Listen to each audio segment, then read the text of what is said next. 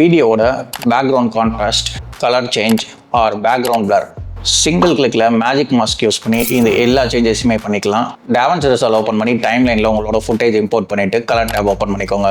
And magic mask open பண்ணி உங்களோட சப்ஜெக்டை இந்த டாட்ஸ் யூஸ் பண்ணி செலக்ட் பண்ணிக்கோங்க. ஒன்ஸ் ட்ராக்கிங் கம்ப்ளீட் ஆனதுக்கப்புறம் மாஸ்க்கை இன்வெர்ட் பண்ணிவிட்டு ஆல்ஃபா அவுட்புட்டோட கனெக்ட் பண்ணிக்கோங்க.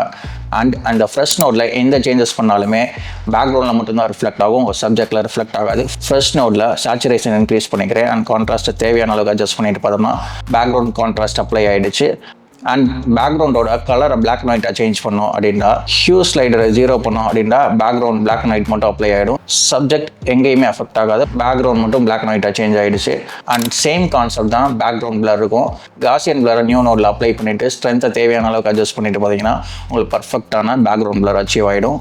அண்ட் வேறங்கெல்லாம் மேஜிக் மாஸ்க் அப்ளை பண்ணலான்றதை நெக்ஸ்ட் வீடியோவில் பார்க்கலாம். இந்த மாதிரி DaVinci Resolve யூஸ் பண்ணி நிறையா வீடியோ எடிட்டிங் டிப்ஸ் பார்க்குறதுக்கு நம்மளோட சேனலை ஃபாலோ பண்ணிக்கோங்க.